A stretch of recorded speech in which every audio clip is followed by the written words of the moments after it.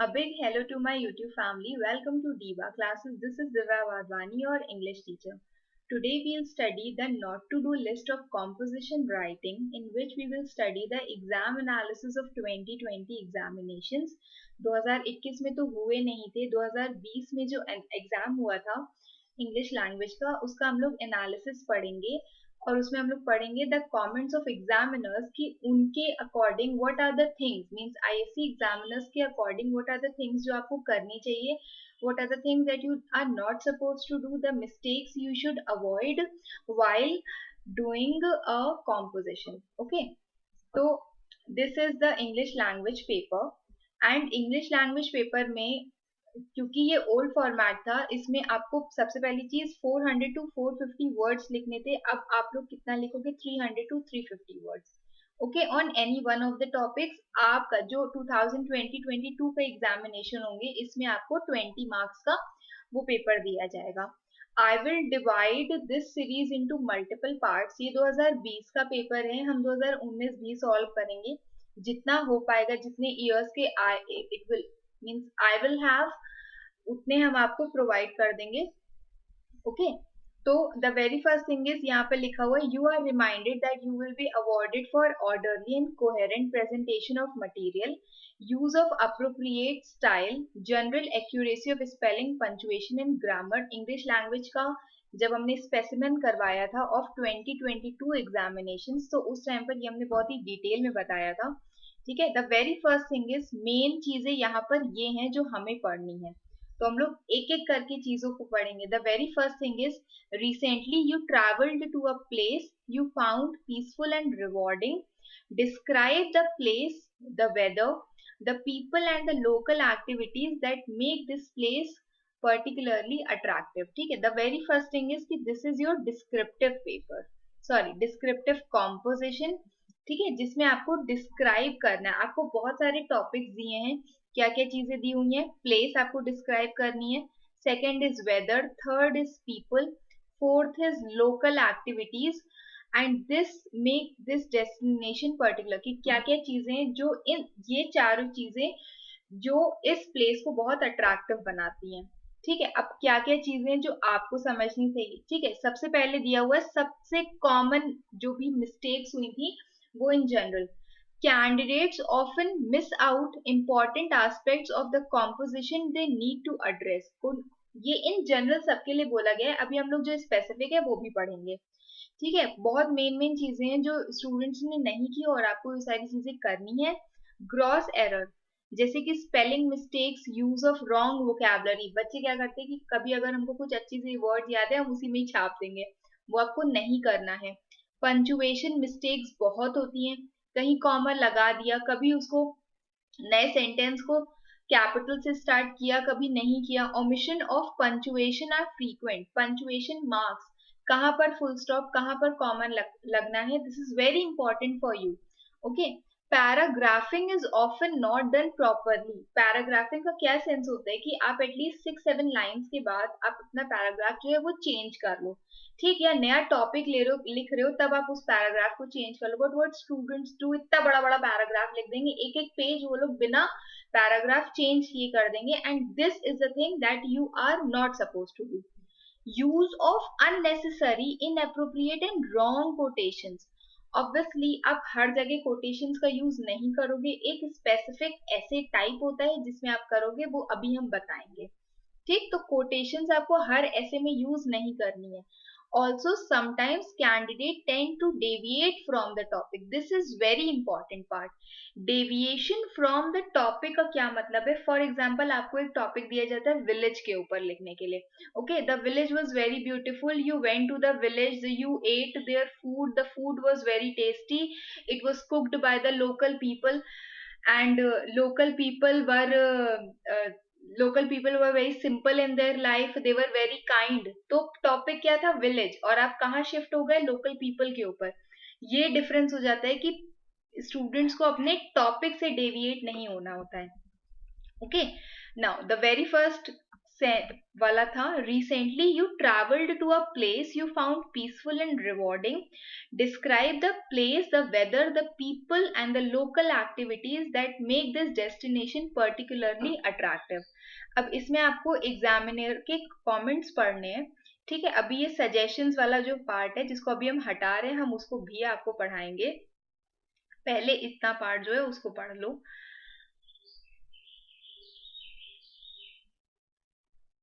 हाँ, क्या कहा गया है, this was a descriptive composition, ये सबसे पहला वाला था, ये डिस्क्रिप्टिव कॉम्पोजिशन है। Certain aspects given in the question that the candidates needed to address, okay. The idea of the place being peaceful and rewarding was ignored by many of the candidates. कुछ students ने ये चीज को avoid कर दिया था, वो भूल गए थे, इन द सेंस कि वो उस चीज को समझ ही नहीं पाए थे। General experience was of a visit was given, ये कोई नैरेटिव ऐसे नहीं है कि आप उसमें नरेट कर दोगे कि आप यहाँ गए, ये चीजें हुई, आपको उस जगह को डिस्क्राइब करना है, तो ये जनरल एक्सपीरियंस आपको इसमें बताने की जरूरत नहीं है, ओके। द 4 एस्पेक्ट्स हमने आपको गिनवाए थे ना, place, weather,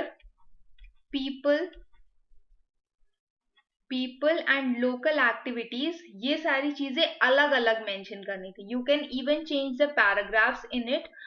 However, many candidates missed out discussing about one or two.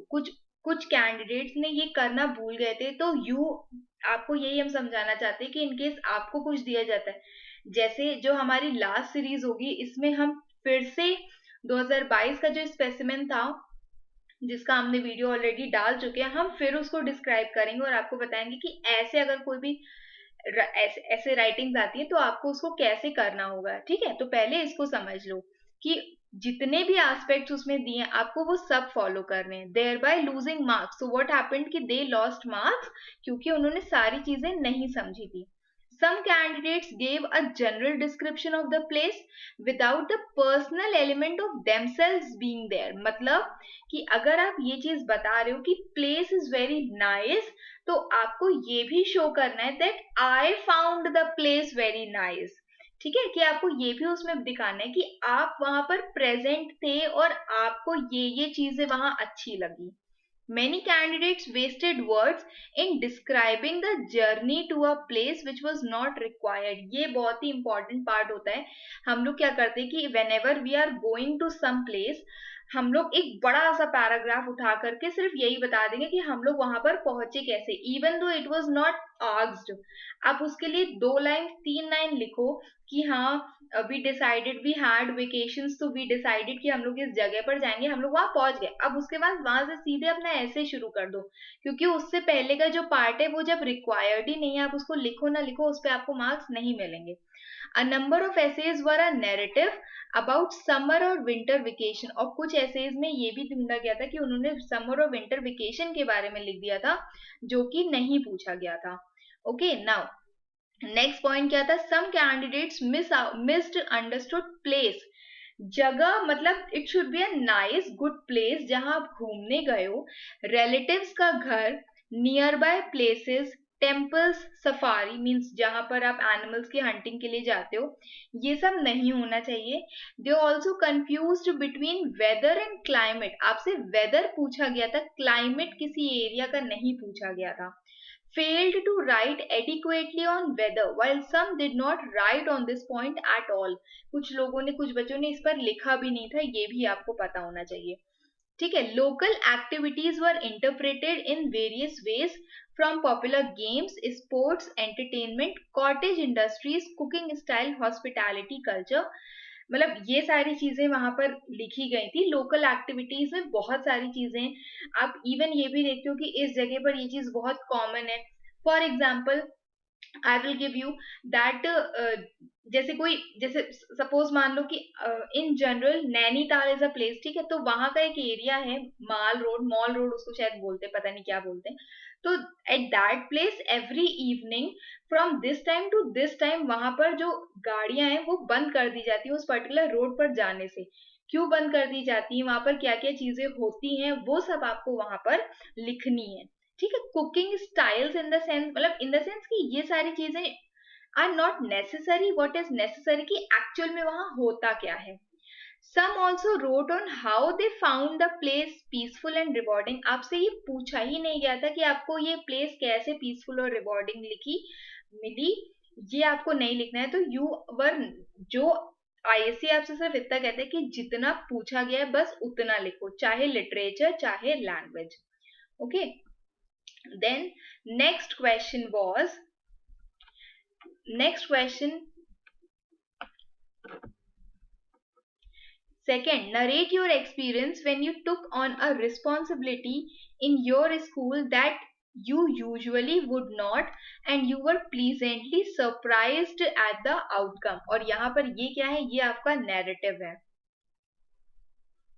ठीक है। ऑब्वियसली दोनों में ही आपको पास्ट टेंसेस ही लिखने हैं, इसमें भी यहाँ पर बस आप अपना एक्सपीरियंस लिखोगे। नरेटिव में यहाँ पर आप जगह को डिस्क्रिप्टिव मीन्स यहाँ पर आप जगह को डिस्क्राइब कर रहे होते हो, और वो भी पास्ट टेंस में कि it was this it was that. और अब हम लोग इसका मीन्स ये नरेटिव जो था, जिसमें देखो क्वेश्चन हम पहले समझा दें आप लोगों को तो दैट आप भूल ना जाओ। नरेटिव क्या लिखा गया है, you have to narrate an experience कि आपने एक रिस्पॉन्सिबिलिटी ली in your school that you usually would not, जो आप एक्चुअल में नहीं लेते बट आपने ले ली रिस्पॉन्सिबिलिटी, तो यू आर प्लीजेंटली सरप्राइज्ड, और उसका जो आउटकम है उससे आप बहुत ज्यादा सरप्राइज हो गए, मीन्स बहुत ज्यादा अच्छा आउटकम या बहुत ज्यादा बुरा आउटकम, कुछ ऐसे करके था, ठीक है। पॉजिटिव या negative any of the ways में आप इसको लिख सकते हो। अब क्या कहा गया है, this was a narrative topic and was also attempted by a number. कई सारे स्टूडेंट्स ने नैरेटिव टॉपिक को, ये वाले टॉपिक को अटेम्प्ट किया था। Some of them forgot to mention that it was a responsibility that you usually would not undertake। साफ साफ लिखा है कि कोई ऐसी चीज जो आप नहीं करते, ओके, तो ये चीज उन्होंने मेंशन करना वो भूल गए। Several went on to narrate the experience of being nominated as a responsible position like a head boy or head girl or house captain। और कई सारे बच्चों ने ये भी चीज की है। तो you can take some sort of unique topic, unique experience जो आपको लगता है कि हाँ ये आपके कंफर्ट जोन से बिल्कुल ही बाहर है, out of the box thing है आपके लिए, तो वो चीज आप लो। Head boy head girl is not necessary. और अगर आप ये भी बता रहे हो तो ये यू कैन ऑल्सो मेंशन कि that since you are the naughtiest person, naughtiest boy और naughtiest girl of your class, then आपको ये रिस्पॉन्सिबिलिटी दी गई थी, ठीक है। ऐसे करके उसको मेंशन करो कि अगर जो भी रीडर है उसको पढ़े तो उसको थोड़ा इंटरेस्ट भी आए कि अच्छा ऐसा भी हो गया। A few candidates wrote that the outcome was not pleasant. They would not like to take up this responsibility again। और उसने कई सारे बच्चों ने ये लिखा था, it's okay। ऐसा नहीं था, वो सिर्फ अपने comments बता रहे हैं एग्जामिनर्स। तो उन्होंने ये बताया कि कई सारे बच्चों ने ये भी लिखा है कि जो इसका रिजल्ट था वो अच्छा नहीं था और वो ऐसी रिस्पॉन्सिबिलिटी दोबारा नहीं लेंगे। Some candidates fail to take note the key words in your school means आपको आपके स्कूल में ये लिखा है। और कई सारे ने क्या लिखते हैं, which were not in school and not age appropriate। बहुत इंपॉर्टेंट पार्ट है ये कि कभी भी अगर आप कोई भी ऐसे लिख रहे हो, keep it in your mind कि आप कौन से क्लास में हो या कौन से ईयर में हो।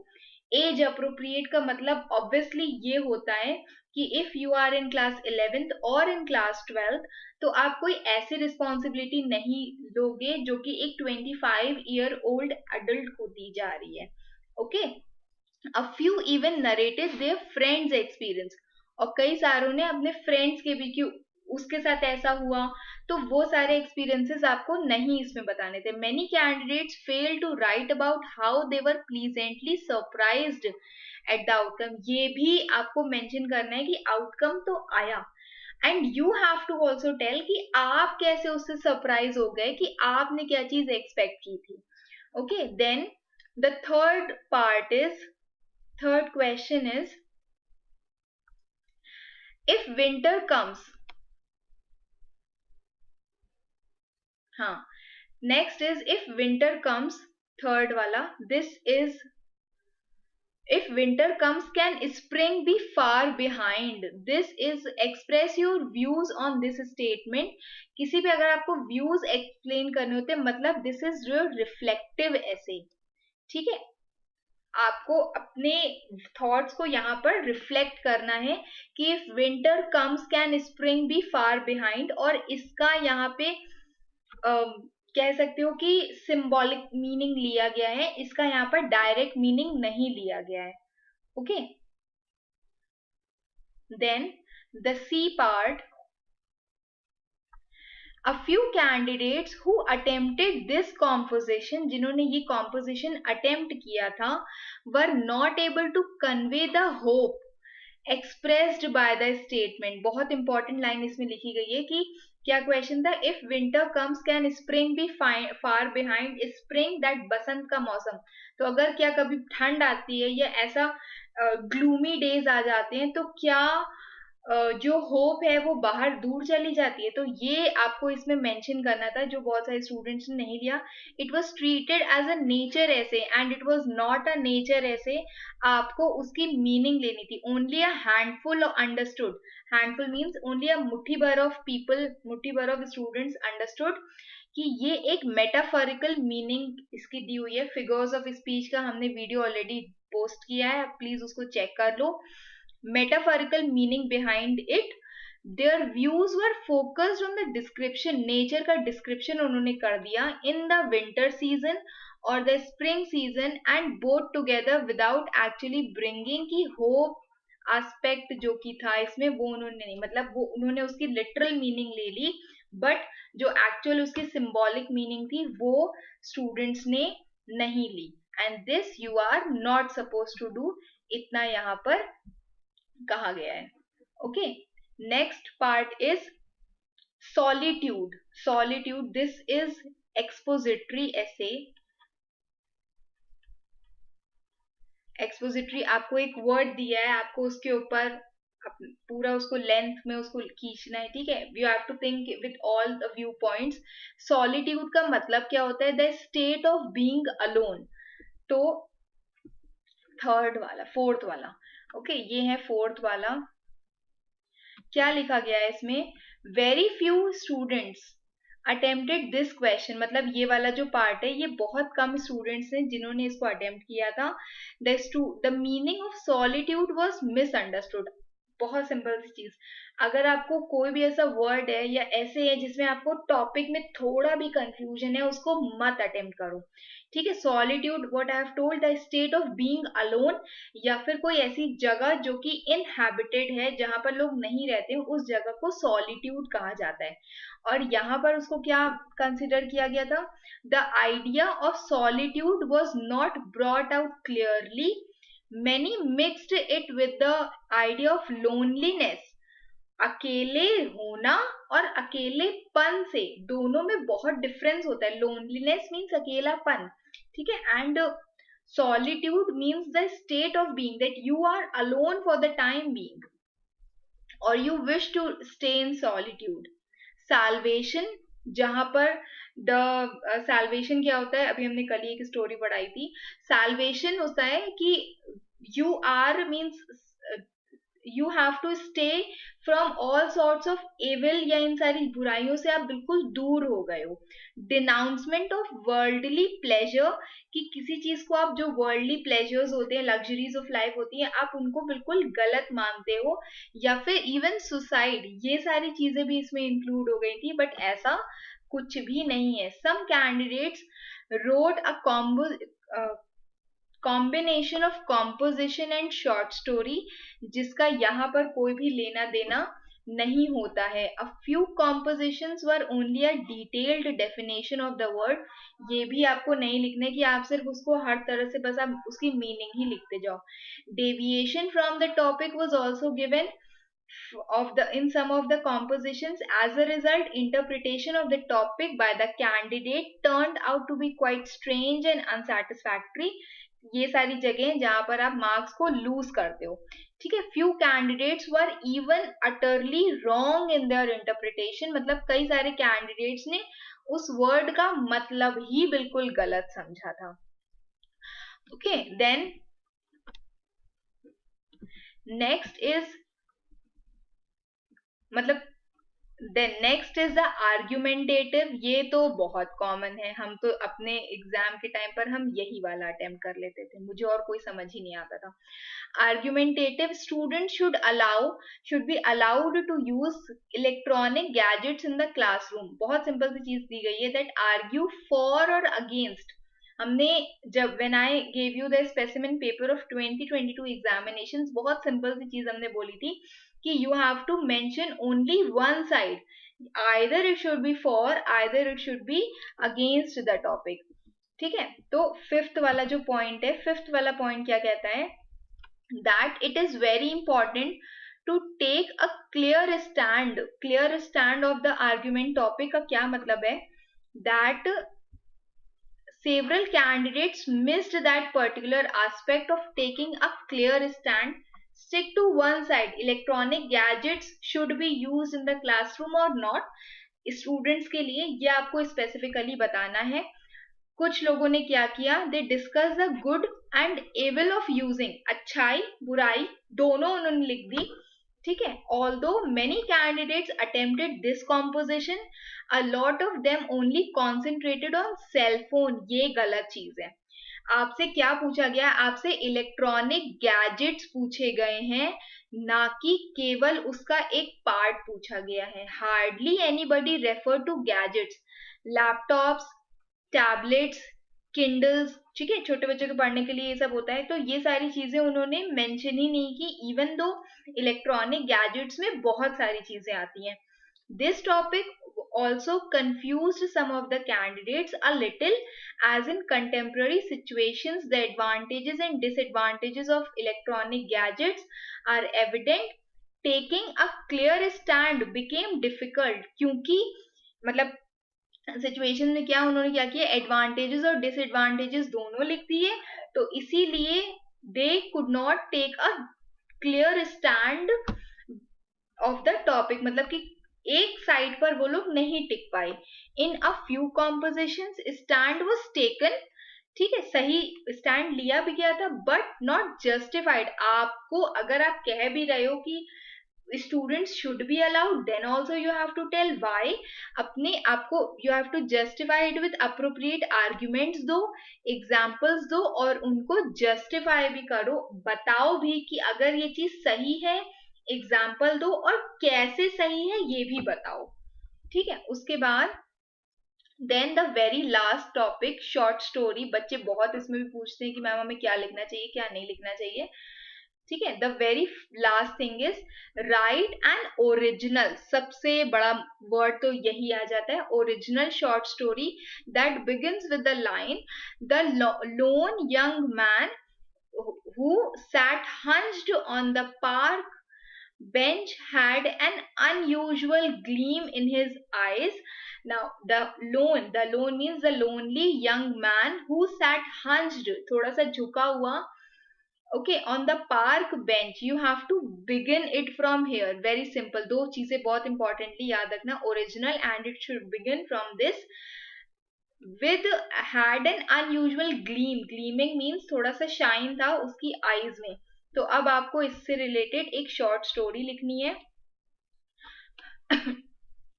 क्या कहा गया है इसमें, most candidates who opt for short story. अभी हम यही बताएंगे शॉर्ट स्टोरी में कौन कौन सी चीजें आपको लिखनी चाहिए.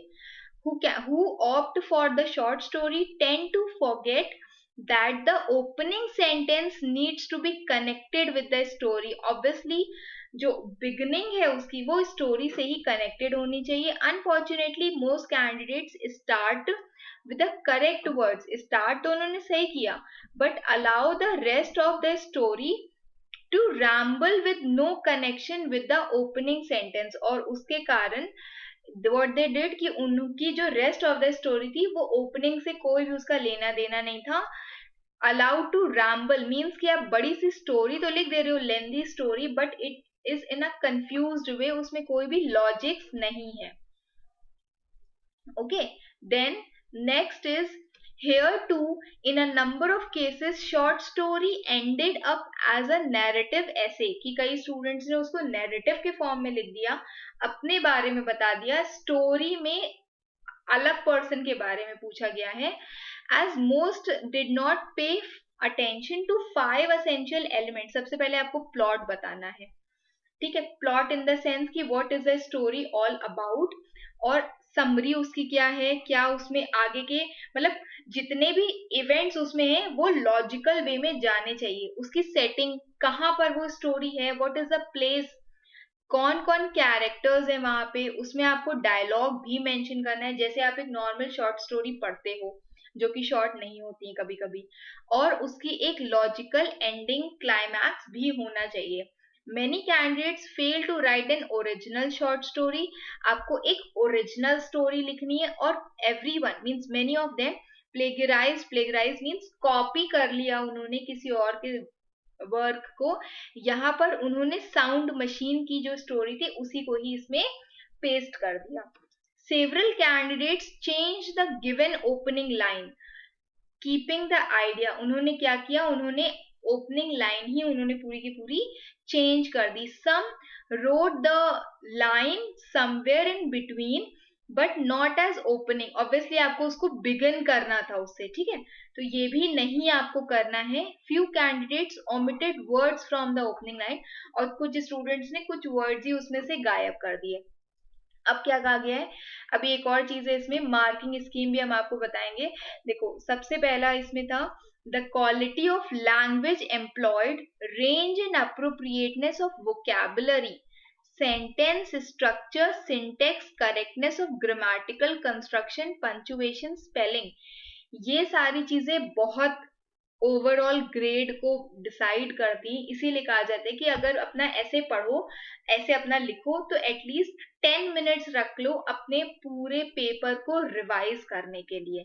मार्क्स डिडक्ट कहाँ पर होते हैं, errors of agreement and number, subject verb agreement, serious tense errors, tenses का बहुत ज्यादा, टेंसेस की बहुत एरर्स रहते हैं, रॉन्ग वर्ब्स होते हैं, पास्ट टेंस है, प्रेजेंट टेंस है, elementary errors of sentence construction, misuse of vocabulary. अच्छी सी कहीं वोकैबुलरी पड़ी कहीं भी उठा करके चिपका देंगे, ये नहीं करना है. एरर्स इन स्पेलिंग्स बहुत होती है, पंचुएशन या फिर लैक ऑफ इट.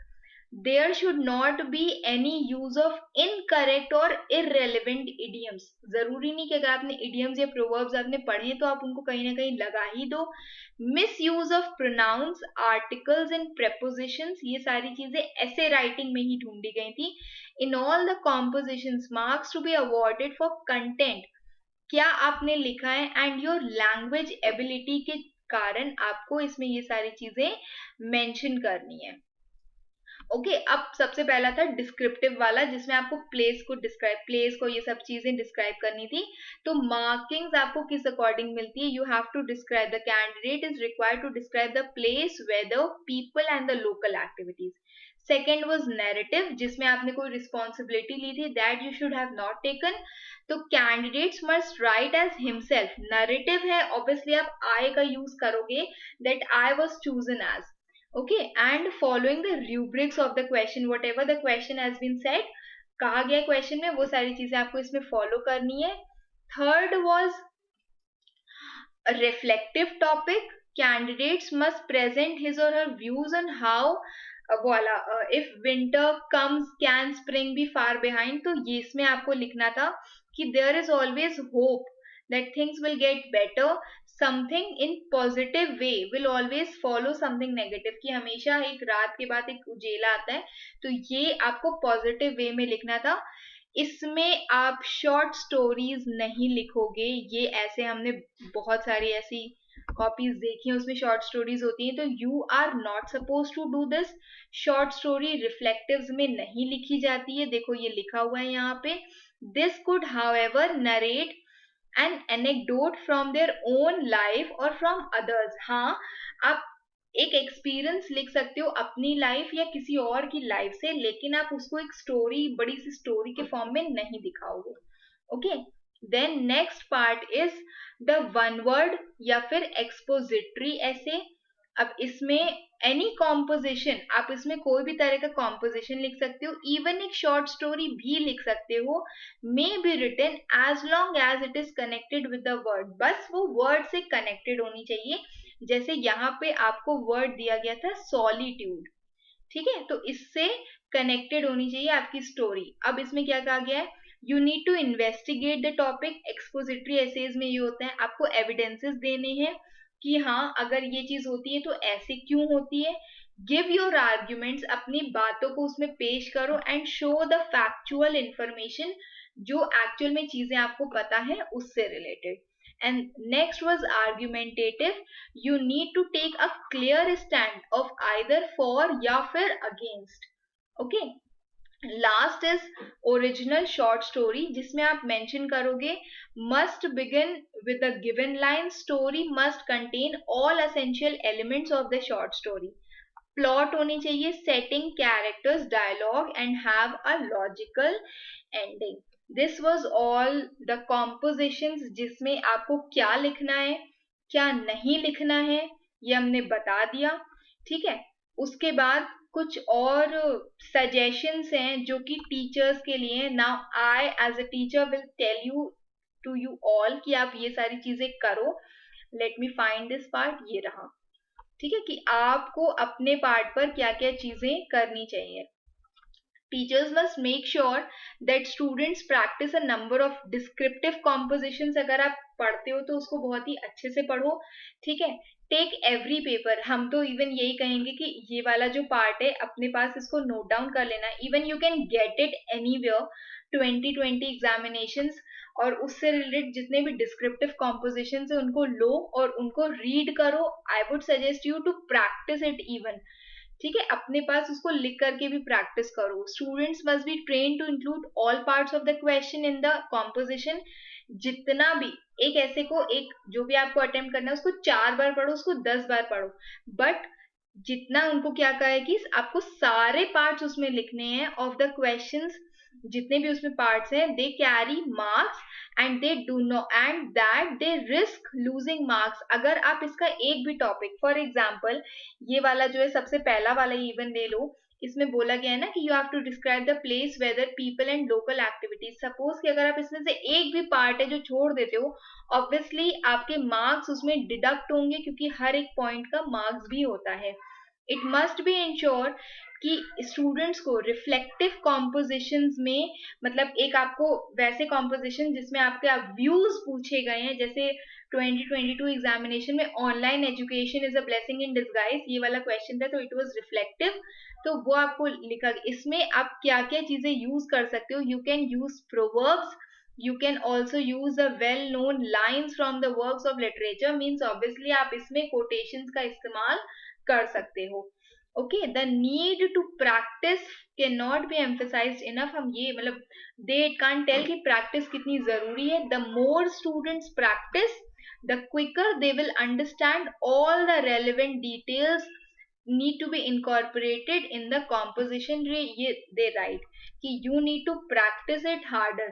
आप जितना ये सारे वीडियोस देख लो, जितना हर जगह जाकर के पढ़ लो, जब तक आप खुद पेन नहीं चलाओगे, till then you will not be able to give a clear shape to the ideas that are in your mind, ठीक है। Teachers must ensure that students are given enough training in writing short story. Short stories में आपको क्या क्या चीजें लिखनी होती, कौन कौन से एलिमेंट्स होते हैं। सबसे पहला होता है प्लॉट। ऐसे ही नहीं कोई कहानी को आपको बना देना है, उसके प्लॉट लिखो इन द सेंस कि उसकी एक शॉर्ट समरी लिखो, what is it is all about, कौन कौन से इवेंट्स हैं that are suppose to take place, सबको लाइन बाय लाइन, उसकी सेटिंग कहाँ पर है ये स्टोरी, ओके, कैरेक्टर्स कौन कौन है, डायलॉग, और एक logical ending, and it should B an original story.